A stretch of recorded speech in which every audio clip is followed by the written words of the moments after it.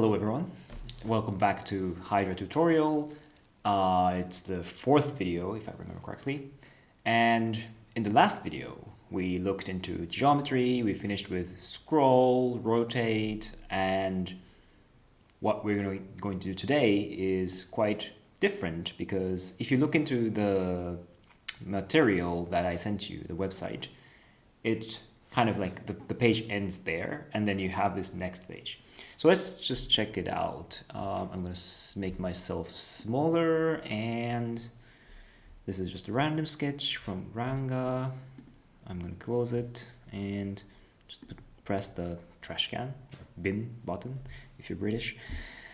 And I actually picked up English in Australia, so I still sometimes say bin, the trash can. Okay, so this is the page that I shared with you before. So if you go, what we did is all these color functions and then geometry functions. Now you know how to stretch or zoom in, out, or repeat, scroll, rotate, make a kaleido, and this kind of movement as well. So that was quite exciting. Now we're starting to feel like, okay, this is like we're making some kind of like video movement animation type of thing, motion. And of course you can combine different color functions, geometry functions. But something to note is that we're always working with the webcam, so you're always seeing yourself. By the way, this is another, I don't know if this is called sweater or jumper or whatever. Yeah, put over. Anyways, it looks quite nice in this image. I don't know what it did. It just inverts some of the color channels, the green channel. Anyways, so you can combine these things, but always like we started with a webcam. And there is no reason why we have to use webcam, because it's just, like it feels like it's real time and you're kind of having fun with different clothes or different material object you want to use. I don't know, I have my water bottle here, thermos, I crochet, so it looks actually quite nice. I didn't think about this. Anyways, so all these things you can do, but sometimes like you want to have something more like abstract, or you want to like layer, add images, just like how you would do in Photoshop if you're familiar with, or GIMP. Let's not get into there, but these tools, like if you do like photo editing, image editing, you know that you can layer things, you can do like alpha layer. These things, maybe we can look into it a little bit, but the focus today is to work with different sources, and I might go into a little bit sidetrack from this material that I have. So let's see. So actually, if you scroll all the way down, I mean, I'm probably going to like link directly to this sources page, but basically we finished one topic, which is all these functions, and then now you have these tools that you can work with. But let's look into other type of functions, sources, which have a little bit different property, because if you look at this, okay, so let's just write the same thing on the editor. You can copy and paste, or you can type. I think it's a good practice to type, not for practicing typing, but like what people say, muscle memory. So you type it again and again and again, and you can like learn by heart basically. And it's not just like like using flashcards to remember all these functions. That's not how we do it, but we just write it and then you learn it by doing, or with the muscle, moving your fingers. And okay, just evaluate. As always, I'll do Control Shift Enter. And again, if you're using Mac, it's also Control, not Command. Now, to me, this is super interesting pattern. I don't know if it's interesting to you or not, but this is an oscillator, and if you like math, you can see this as a sine wave. Not in a sine wave in a sense that like you have this curve, but actually the intensity of the color, or the grayscale, it goes like from I don't know, probably conventionally we use black as 0, so 0 up to white, but not like in a kind of ramp, but has this like sine wave. So it has this kind of like a blurry feeling. You have this like part of like white, and then it kind of goes up, and then you have this like black part. Well, in that case it's going down, but anyways, you get the idea. So it's kind of like a natural transition. There is no like boundary, although we can make it into boundary. But let's look into this first. So what we noticed is that we were always working with like S0 something something, and then source S0 out, and then we had this like color, for example, right? And we are always like working with something in between source S0 and out. But what's different, by the way, if you put double slash at the top, then it will ignore. So if you do Control Shift Enter, this line is ignored. That's why it also indicates by the color. So it's different color now because it's kind of ignored completely. It's not going to be like run. So Hydra or JavaScript interpreter will skip this line. And okay, here's OSC 30 out. So that will evaluate. And this is kind of like handy, like for example, like demonstrating something like this, or like if you want to switch between like two things during the performance or anything you're doing, you can easily switch like this. Also good for debugging and so on. So maybe you want to do it at some point. Anyways, so that's just a little tip. So the difference between this OSC and the ones we were looking into, like color, scale, scroll X, Kaleido, Colorama, and so on, they always, the ones that we looked into, they always come in between. It's like a kind of, vegetables or meat in a sandwich. So it's not the bun or the, how to say, the bread. The bread is more like these ones, right? Source, well, source, but not sauce. The bread part is like this out and source image, which is webcam in our case. And this is actually also a function. We never talked about this, but this source is also a function that we might look into today or next time. But basically, instead of like source, now we're gonna like say, okay, let's use this OSC as a kind of starting function, or the bread if you want to think about sandwich, anything. But always we end with out for now. But unless like you're doing something really specific, we always end with out. But as we like look into these functions, there's something hidden here, which is actually O0. That is the default parameter, and there's actually O1, O2, O3. We will get there sometime, but we stick to this default O0, and if you're using O0, you don't have to write it, because it's just like, color has this 1, 1, 1, 1 as a default parameter. If you skip it, it will just put a default parameter. So anyways, so just like, we had a source as a webcam, out as an output, we have OSC as a source image, let's say, or source function. And on the other hand is, well, now my hands are inverted, but out is the output. Just like how, so if you don't write out, let's just start over. You can also do this. If you don't do out, it's not going to be output. It's just like hanging somewhere. It is evaluated, so it has to be right syntax and so on. But if you don't write out, then it will not show up on the screen. And if you put put out, then it will go rendered on the screen. Okay, so why is this 30? Okay, let's just try, like always, like I suggest, like just try the function without the parameter, and let's see how it works. So it's something a bit like narrower or like more dense pattern than 30. I don't remember by heart. Is it 50 or 60? Okay, so 60 is the default parameter. See? And if you decrease it, it will make wider and wider pattern, or more sparse, or however you want to say. But basically, it kind of like corresponds to, if you think about sine wave, it corresponds to frequency. So if you do 2, Is it interesting? Maybe not so much for you. For me, it's super interesting. I use this quite often in different ways. But anyways, so if you increase the number now like 60, like it's quite like dense stripe. So it's like higher frequency, like spatially.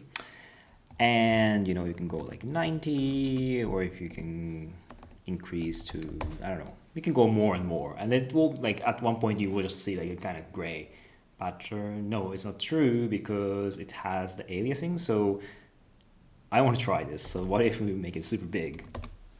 Whoa, sorry. I shouldn't have done that, but at one point it starts to do some kind of like aliasing, and then it will like become lower frequency again and so on. But if you're into that kind of signal processing, probably there are different tutorials you want to watch. But I studied this kind of thing when I studied engineering, so I know a little bit. I'm not good at explaining it right now, but you can experiment with these things. Okay. No, actually, something I could do is, so the spoiler is that OSC takes 3 parameters, but we'll look into this like step by step.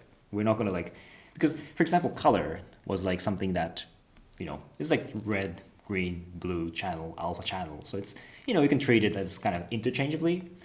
But for example, like, which one? Like scroll X, like you had this like offset that moves the image, but not in a motion way. But the second parameter is more like motion, same with the rotate. So it was a little bit, you know, like these parameters are not like interchangeable. It's not like, you know, it scrolls to the X, scrolls to the Y, but it's talking about like completely different dimension. So anyways, come back to OSC, the second parameter. So let's take 0. What's going to happen is that it stops. It's just like scroll X or scroll Y or rotate. And if you give some number, it starts to move.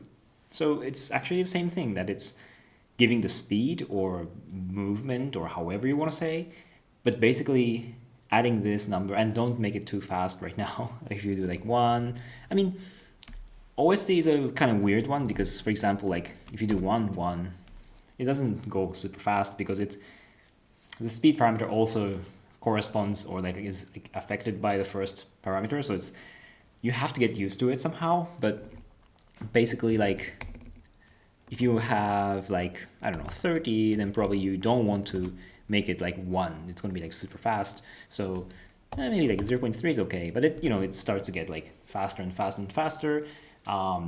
If you really want to, you know, make it precise, like scroll X is probably like quite simple, that if you give 1 as a speed, it will do like 1 cycle in 1 second.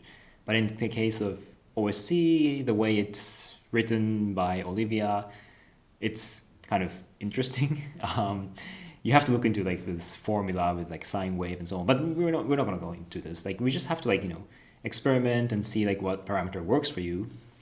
So if 30, 0.3 works for you, that's great. And if it's for me, it's more like 30 and 0.03. I want the kind of ambient thing, then that's for you. But again, like if you change the first parameter, you might want to adjust the second parameter as well, so that it has like, you know, the vibe you want or the aesthetics you want. So it's a little bit confusing, and I'm always confused by this. So don't worry, just go back to whatever that's default parameter, which is 60, 0.1, I think, is the default parameter, and then you can adjust it, like start it from there. And if, again, like if you like some kind of pattern, then you can just like copy and paste to text editor or whatever, however you organize your notes.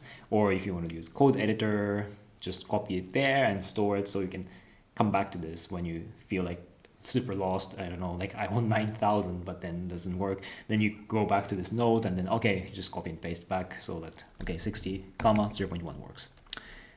There is a third parameter, which is another completely different direction or dimension or property, which is, actually I forgot the official name, phase shift, I don't know. So basically default parameter is 0, And if you start to increase this, that was subtle, but you start to see color.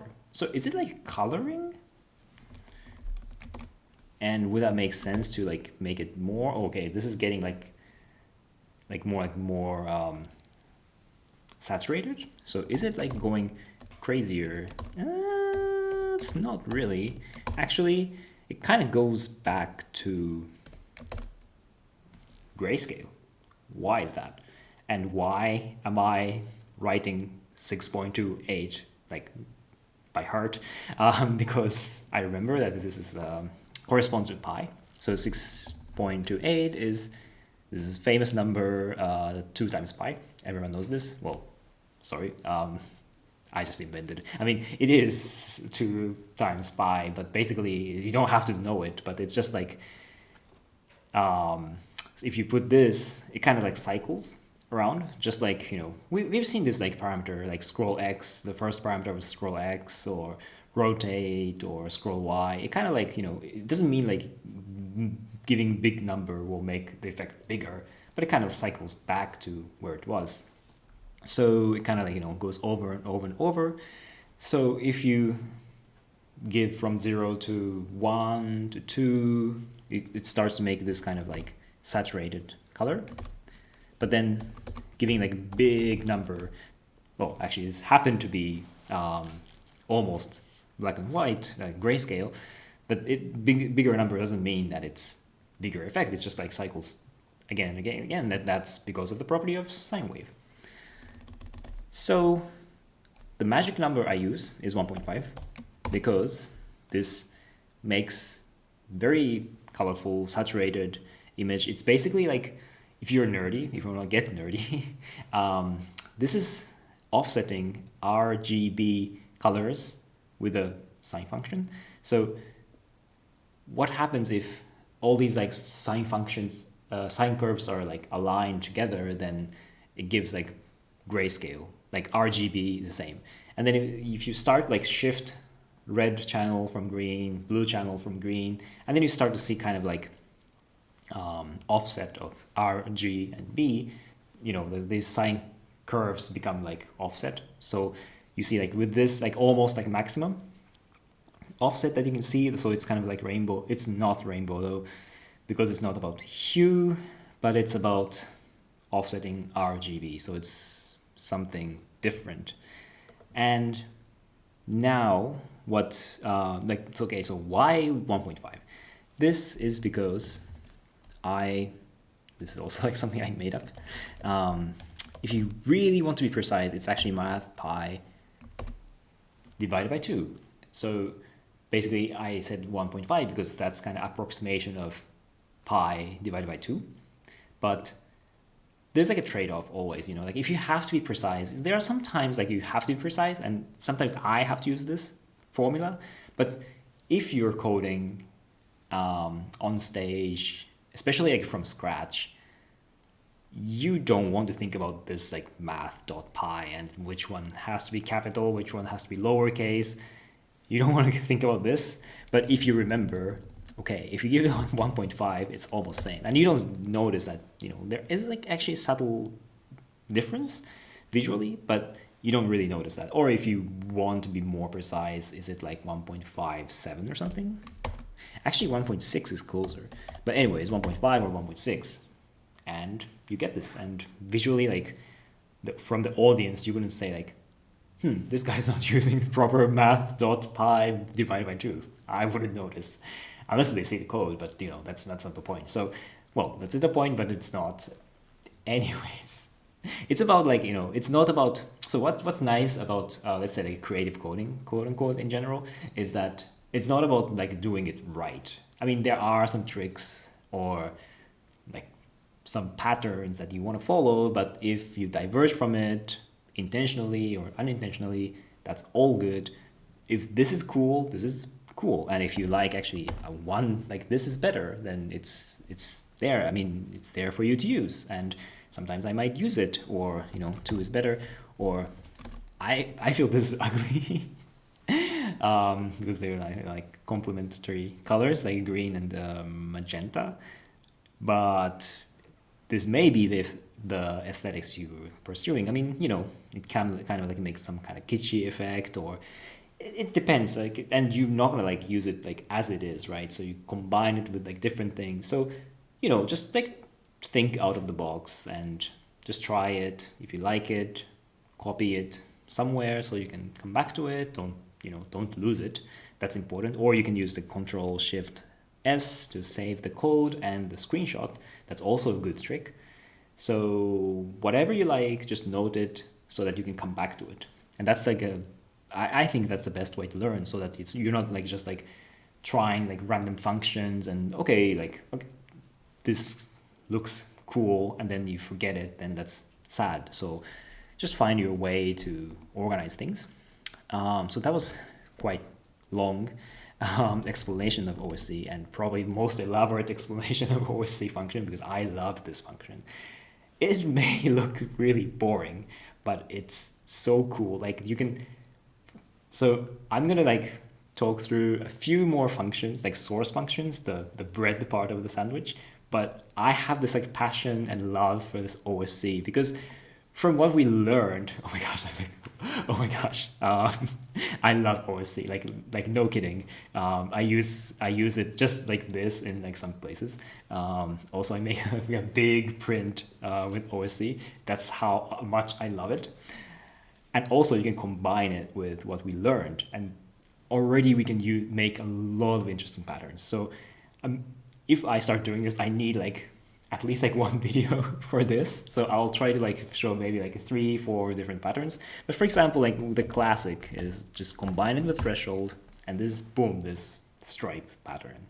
And this is simple, like fairly simple. You understand it, but it's kind of like, you know, in a way, like if you see it for the first time, like learning Hydra and see this for the first time, it's actually mind blowing. Like, how do you make a pattern like a stripe? Because there's no source function that is like a stripe. But if you combine OSC and threshold, then it's a stripe.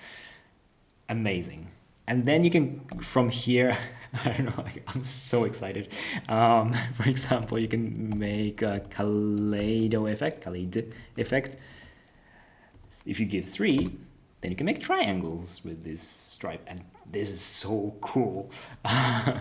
Or like if you make it like a big number, as I said in the last video, or the previous, I forgot, you can make circles or ovals, of course. If you say this is not a circle, then you can say scale, and which one was it? Give 1 for the first one, and then make it like 0.5 or something. So it's almost circle. This is very hypnotic. If you feel like, oh my gosh, it's way too much, you can reduce the number of OSC by, I don't know, 20, or even like 2 or something. Then you can make some kind of interesting, you know, like slow, like cut into something, you know.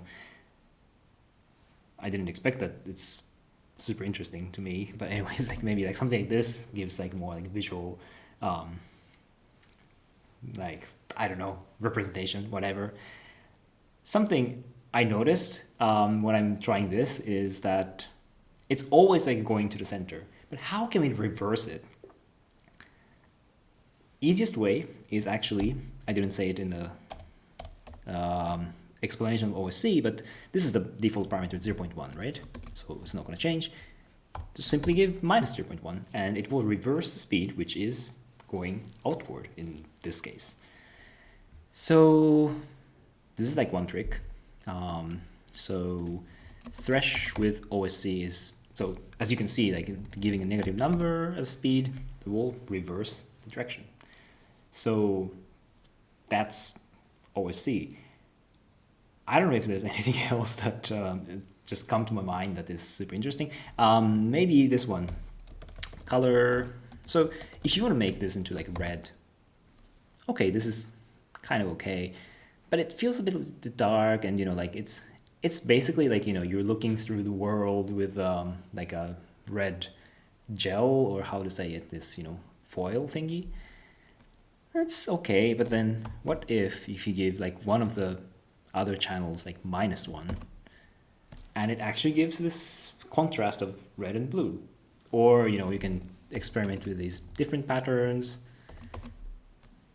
You can have literally different patterns with this. So I'm not going to go everything. It's for you to try different 1, -1, 0, -1, 1, 0, whatever you want. Or what if it's 0.5? What if it's like 2 instead of 1?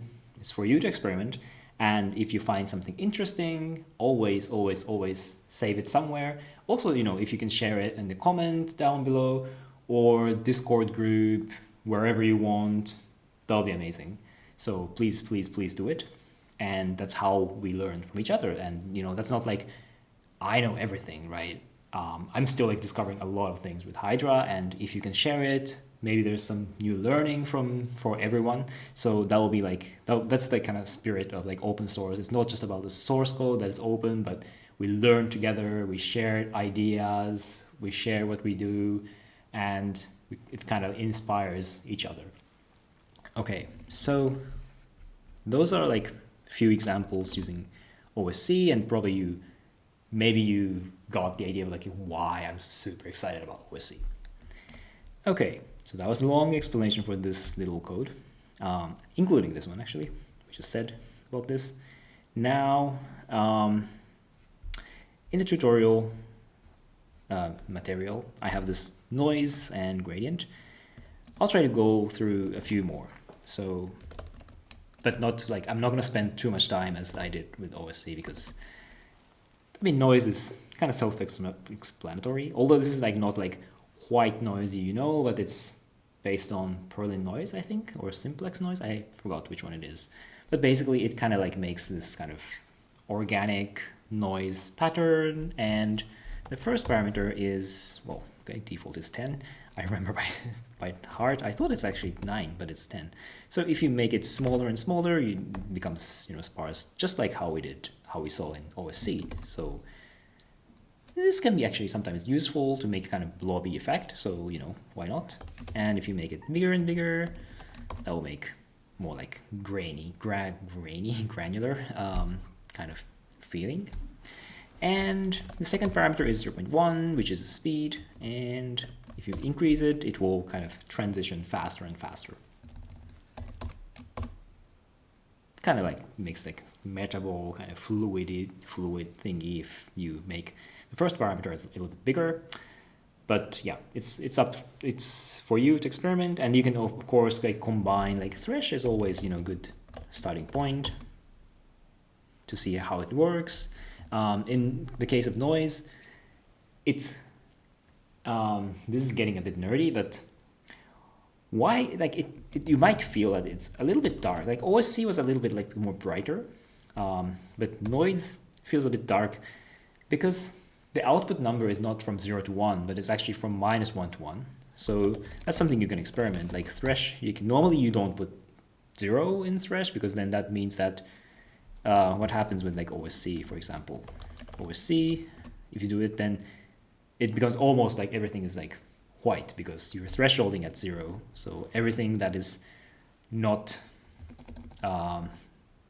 0 will be white, and 0 part will be black, whatever. So it's like super white, but then if you do noise and threshold with 0, it actually has quite some like part that is black. And that's because it's giving outputting number from -1 to 1. You don't have to know about this. If you're confused, it's fine, but maybe you can like just remember that Naoto said something about like noise output like -1 to 1, because if you start to learn Hydra more and more, you might find some weird or funny things about these little things, and that's related. So anyways, like if you do noise with threshold, you might not want to always stick to 0.5, which is also interesting, this kind of like blobby thingy, but you might want to like decrease it quite bold. You can even go like -0.3. Still, it has the black part, a lot of black part. So just something to note. And noise is quite useful, especially like when we go to like modulation, which is the kind of the biggest topic in Hydra, I would say, what makes Hydra super interesting. It's super handy when we do modulation.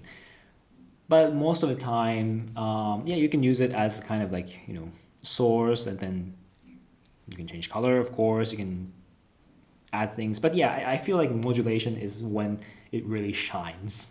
But as it is, it's quite an interesting pattern. Now, gradient.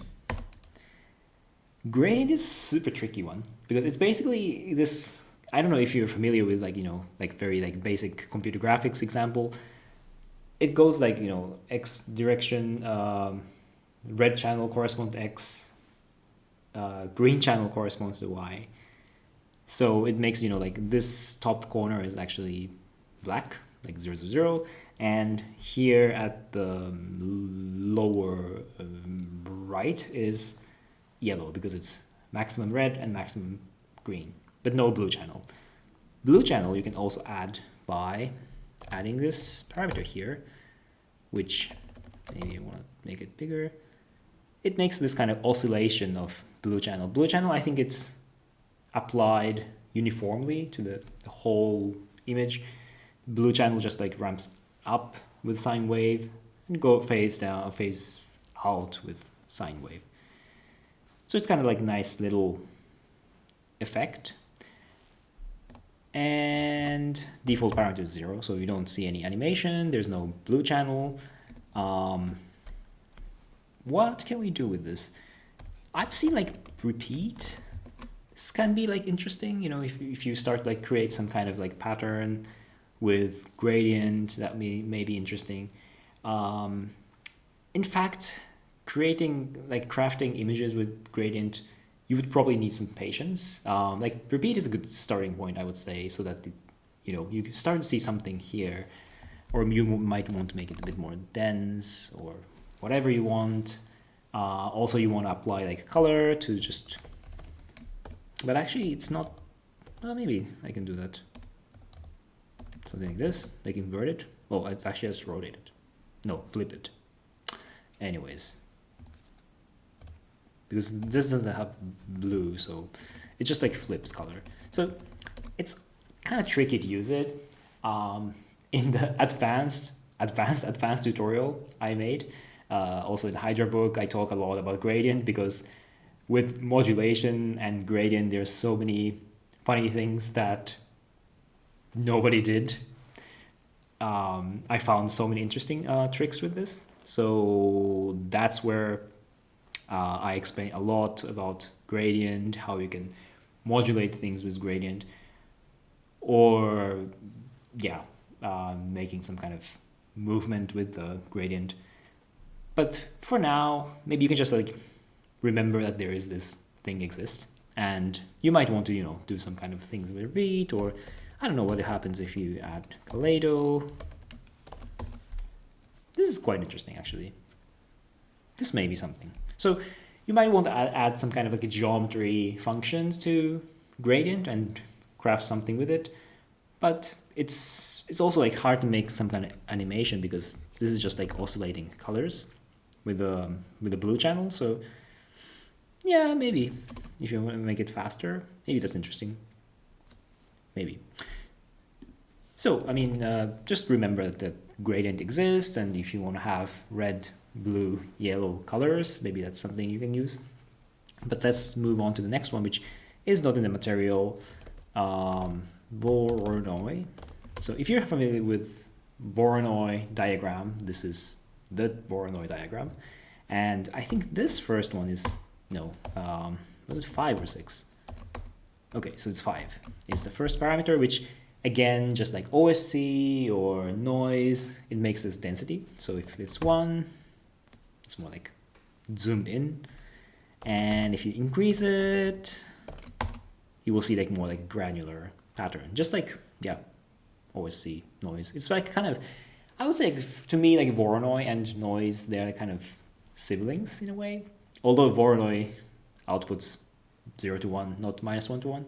There's a little difference. But it's really similar to noise in a way that, you know, you can kind of, it's not like uniform pattern. It has this kind of randomness, but, you know, the way that you use the first parameter to zoom in and out, that's very similar. Also, the second parameter is, it was not 0. Okay, so what was the first one? Was it 6 or 5? 5. So the first parameter default parameter for the first one is 5. And the second one is probably 0.3, yes. And you might guess that it's the speed, so if you put 0, actually I didn't do it with noise, but if you give 0, just like OSC, it will just stop. And if you increase, it will go slowly, increase the speed, and if you go like 1, it's more like animated, dynamic pattern you can see. Fairly simple. Again, it's the same as noise, but noise takes 2 parameters, Voronoi takes 3 parameters, and third one is actually quite interesting because if you do like 0, there was like a subtle difference, but if you do like 1, you see like it's like kind of glowing, or it's more like I see more like a spotlight, like trying to like track all these like Voronoi shapes. Let's make it a bit zoomed out. This is okay. So you can see, you know, like they're like spotlights or fireflies or something. But basically, like if you increase it, and you could kind of like go to like 10, then you can see like they're like almost like dots. And I think that's kind of like a centroid or something of the Voronoi diagram. And that kind of has like this accumulated, you know, color in this case. And, well, like become white and just showing like a centroid of these each diagram. And they're like moving. And you can see this movement clearly in this case. Because if you see like normal version, they're like more like rotating, you know, like kind of shapes like collapsing, rotating, but you see this shape more than, you know, the centroid. But if you have third parameter, like kind of bigger number, then you can really see that they're like fireflies or atoms or whatever you want to say, or spotlight. They're just like moving in space. So Voronoi has like 2 different sides that you can use it as a shape in a way, and these kind of like dots moving in space. So it's quite handy and it's quite useful. Like both are very useful as a pattern, I think, as a starting point. Now, I said shape, and actually shape is a very important one. Shape is always static, and it gives you a shape or polygon, let's say. So default is 3, that's why it's triangle. 4 is rectangle or square if you squish it or scale it. 5 is a pentagon. I'm not going to go from there because I don't remember. My English is not that good. No, I mean, this is hexagon, right? But I forgot what it's called in 7 or 8 or like, well, this octagon. You get the idea. It's quite simple. And what I like is when you give big number, it becomes circle. Wait a second, it's still a polygon? I mean, yes, but we're talking about approximation. So in Hydra, this is the way you can make circle, quote unquote. Just like how we did with like OSC and Kaleido, you can use shape to make a shape, a circle, polygon. It takes 3 parameters. So, and also, what happens if you give 2? That's not possible. But in the case of Hydra, it's possible. It becomes like this line kind of thing. Also, you give 1. This can be very interesting if you want to use it. I use it often. Okay, so 3 is triangle. Let's keep it simple. The second parameter, the default is, I think it's 0.3. It is. It's the size. So if you increase it, it becomes bigger and bigger. Of course, it will overflow from the screen. So if you give like really big number, it will just like fill the space. Normally, like 0.5 is okay. Then you can kind of fill the space nicely. Or 0.3 default parameter is a little bit more like, you know, in the center, or if you want to like make it small. That's what it is. And the third parameter, I forgot exactly what the default parameter is. I think it's something like, no, something like this then. Yeah, 0.01. So this kind of makes this kind of blurriness. And if you increase it, it will make blurrier and blurrier, but also like kind of start to expand a bit. So if you make it like really big, you might want to adjust the second parameter to kind of like fit it in its space, or even like 0 is okay. If you do this, then probably you just see the tiny little bit because its default parameter is not 0. If you do 0, then there's actually, is there a dot here? It is a tiny little 1 pixel shape, which you don't know if it's triangle or rectangle or whatever. But if you do 2, then it's actually quite weird things start to happen. This is actually super useful to know because this makes the half of the screen filled with white and half is black. And sometimes you want to make something like this, shape 1, 0, 0. Doesn't make sense at all, but it works. I mean, it makes sense, but it's not intuitive at all. This can be useful. And, you know, of course, you can like combine it with like rotate. I want to do it properly. Math pi divided by 2, then you can make it into half of the, you know, vertically dividing, horizontally or vertically, whatever. You get the idea. Or you do minus, then it will flip. And of course, if you have 0.3 triangle, I want it, you know, upright triangle, I don't know. Then of course you can do rotate math pi divided by, no, math pi. Yeah, there you go. Or you can do scale 1, 1, minus 1, because the third parameter is y. Well, like this. Anyways, there are different ways to like work with this. But I'm just like showing, you know, what you might want in a normal situation. So, and how do we find all these functions? Probably like this is the next question you would say, because I didn't write in that material and like I'm just like throwing all these things like, but where do you find these things? And ideally you want to see them with examples. And the way to do it is always, I'm going to put the link down below in the description. But basically, if you go to this Hydra OJAC XY, that's the Hydra editor, and you just append API. And this gives you examples that we have seen, we haven't seen. Actually, for example, like Pixelate is super useful. We didn't talk about it.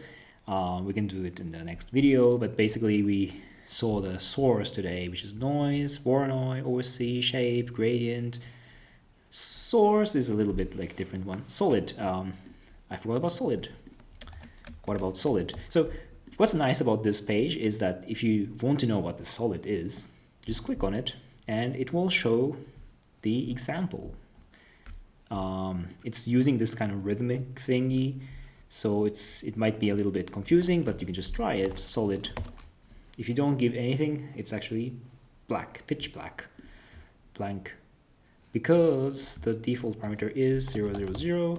Alpha channel, it makes a difference, but for now, let's keep it out. And this is simple, like it's just like color. See, and this is white. Fun, of course, you can give something in between and so on. But then you might think, like, why didn't we just use color? And it says color is not defined. This is because, like, if you have like OSC, then you can use color. Like color always follows another function. It can be a source, it can be another function, you know, it can be like colorama is added here, and then color follows.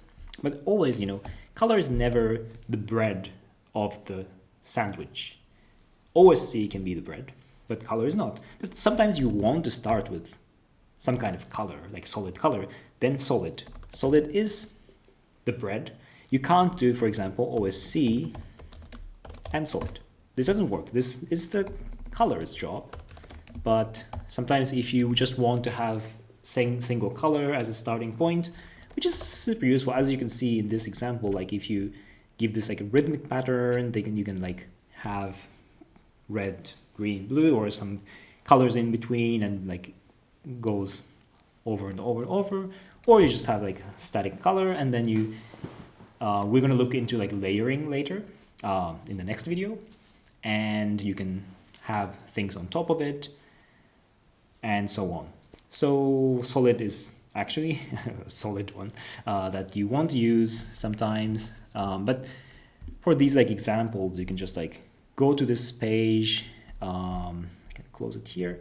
Go to this page, check out different functions. There are things that I haven't explained and that might be like super useful. So please, please, please. And if you find anything interesting, just comment down below and share it with others. That'll be amazing. Also with your code so that we can learn from each other. And for now, thank you so much. I really appreciate people giving me feedback, likes, subscriptions. So I know like it's kind of like I have to say it because it's also like my motivation. I want to know that if this is useful for people and if this turns out to be useful, then I want to like keep going with more and more tutorials so that we can all learn together. It's learning from me too. So it's a great opportunity, and I want to do something that people want or people can benefit from. So thank you again, and I will see you in the next video. Bye.